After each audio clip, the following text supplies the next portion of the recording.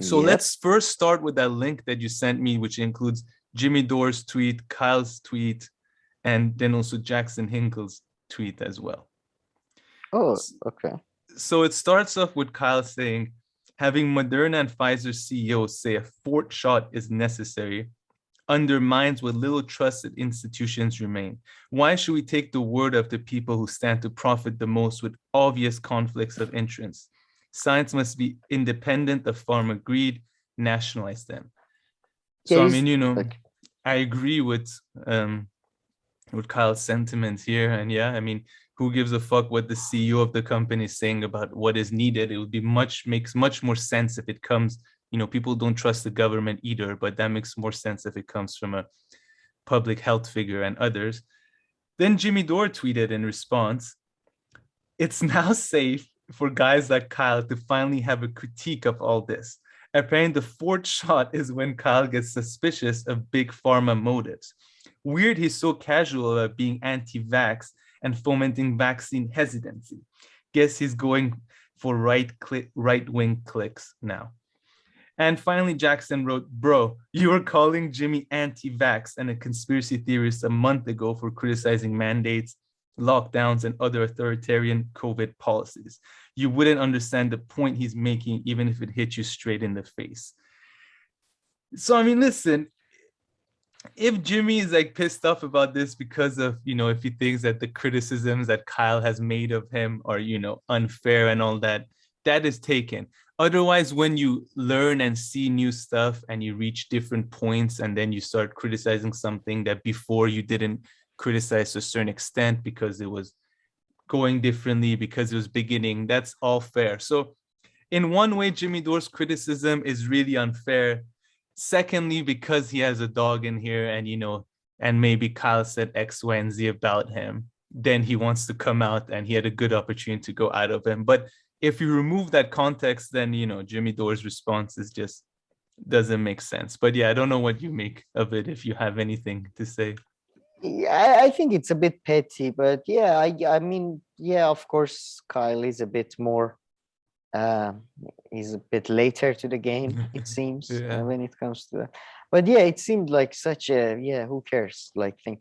But yeah, he did. I mean, yeah, but I do agree. If somebody changes their mind about something and starts agreeing with you, usually it's better to have an open hand.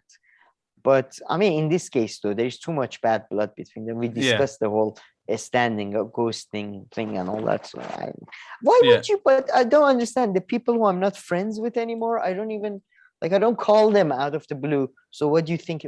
Like I don't know. I just tend. It's me maybe, but we tend to just drift apart with the people I don't like. It doesn't even get to a point that I shout at them. Usually, it's just like, you know what I mean.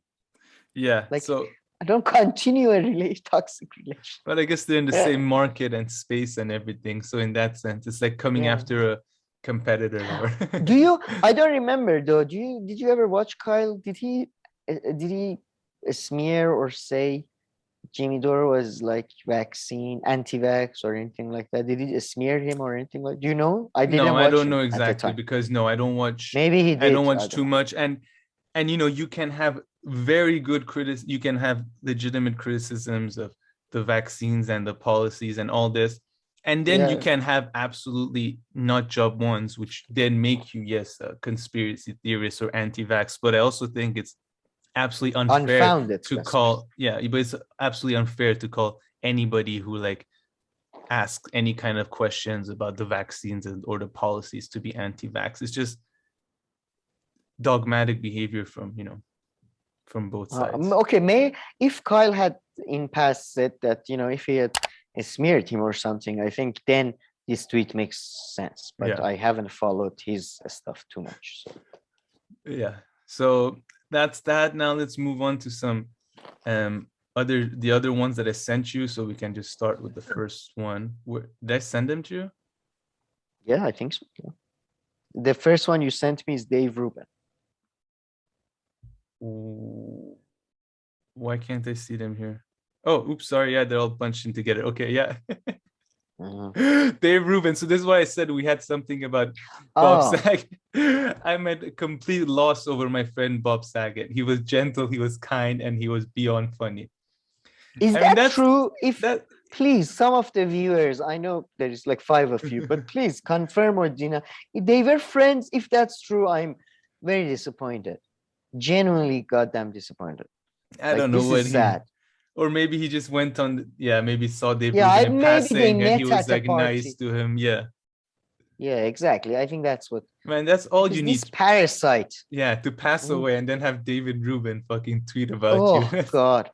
I rather, yeah, Worst thing that could happen to you. I won't wish this to happen to my worst enemy. So, Jesus Christ, Dave Rubin. Yeah. Can just most Paris, like he's as if a concept of parasite came to life. Seriously, can't argue with you there. But yeah, he's just exchanging ideas here, I guess. Let's move on. Yeah, that's what he would say. Let's move on to the next one. Oh, we didn't even touch on this story. We didn't talk about the US much, but pretty much there was a Supreme Court ruling. Oh, well, yeah. actually, we'll You're get it from this supposed to. tweet. So, and these are pretty informative, actually. Guy, So these are not jokes. Yeah, this is guys behind the curtains of our production here. Shit, we forgot the story. So, we had a guest.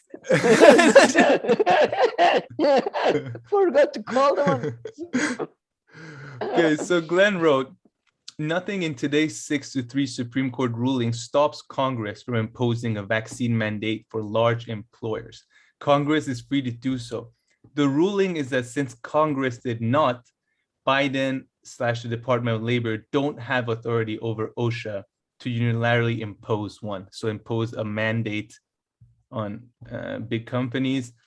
And then he also wrote the second one in response to someone else's tweet. He wrote, in other words, today's Supreme Court ruling has nothing to do with vaccine mandates on the merits and everything to do with the limits of presidential power to act by decree. So I found him to be quite informative. Tweets breaking down. Yeah. I got it. The OSHA. All right. Yeah, I think. Yeah, but to be honest, I would say just the whole Supreme Court, I think, is a very, I mean, that's my problem. Like, I don't, that's why I have problem with leftists use Supreme Courts to argue a point. And although Glenn is not really arguing either or. No, he's just saying that it's, yeah, you're right. So I take that. But yeah, but I don't think these issues should be settled by Supreme Court. They should be settled in Parliament or Congress. And it can go one way or another, right? Look at the abortion thing. Like, I mean, just relying on the Congress, on the Supreme Court thing is just, I guess it's one of the fastest and easiest ways to enact change in the US, but it can, it's nowhere near as good as legislation, it seems. And I mean, it's a moral take. So it's not evidence-based or anything. I do think I hate arbitrary rule of laws based on interpretation of a text written 300 years ago. That's why I think, again, British constitutional arrangement is the best. You need to have a flexible constitution. Yeah. So Parliament must be the highest house. That's my take. Okay, let's move on. So the next one is just a comment that's mistaken. So move on to the David Sirota tweet. So he has two. Nice. I love it. Well, yeah, but the second one, American politics being a 24/7 obsession over two dull but breathtakingly corrupt nobody senator is an embarrassment for all involved. It's embarrassing for every politician in Congress, for every hot tech writer fulminating over it, and for the entire country. It's a joke. Then his second tweet says, a sign of societal collapse is when all civic life hinges on a handful of unaccountable kleptocrats with absolutely no public accomplishments to their name. But I guess the second one is kind of hinting that, right now the US is falling apart a bit, and, because there's a handful of unaccountable kleptocrats. But hasn't that always been the case? I guess I'm going back to my one and only argument that I make nonstop. It's always been the case. But has it not I would always say, was it more democratic in the 70s, 60s, 50s, 20s? early 1900s, Wait, late 1800s. wait. There is two assertions being made. Mhm. A sign of societal collapse is when all civic life hinges on a handful of unaccountable kleptocrats. That's first ascension. So the society, like the destiny of the society, is in the hand of few few aristocrats, few oligarchs, whatever. The second assertion, with absolutely no public accomplishment to their names. That's like, yes, in 1940s and 30s, it was a few kleptocrats, but Roosevelt actually had done something. Roosevelt had to basically get rid of a lot of political enemies before becoming a president. He had to rise through the Tammany Hall political system, you know. So yeah, I agree that it's always been we've always been by a few, because only a few can rule. Just as a few at this level of at that level. So yeah, but I don't think we have been. The level of corruption and incompetence is at the moment, historically speaking, I think is one of the lows. Like, even compare them to Thatcher, for example. You know, compare Thatcher, somebody I hope we both hate. So But it's yeah, just so I they're so guess, incompetent. but are all of them that incompetent now, and were they all before like far more competent? Not Or are we all, thinking of like but specific people? Like, I mean, I guess Hillary no, Clinton but is there also was a better incompetent, class of. right? I mean, Obama wasn't incompetent, No, though. no, but Obama was the same category as Trump. No, nothing president. No, Yeah. nothing. I think if you go But back then before too, like you took before Reagan, Roosevelt, which is like a really good example. But what about like yeah, except him, like people who before followed no no before and after? no before Reagan, and I think there are actually historical reasons for this. I mean, presidency increasingly and Congress, political systems. I mean, Adam Curtis, I think, talks about this. Increasingly, we have since 1960s emptied, and that's what I mean when we should give power to political systems. We decided in 1960s politicians are all bad because Nixon did some wiretapping or some shit, and we have emptied the presidential. And by the way, I mean, not just we, the people and the deepest state, of course, they played a bigger role, but everybody went along with it. So I do think there is generational shifts you can point to. Before Reagan, the class of the politicians was much higher than this shitty. I mean, this is ridiculous. Genuinely, I mean, look at Keir Starmer.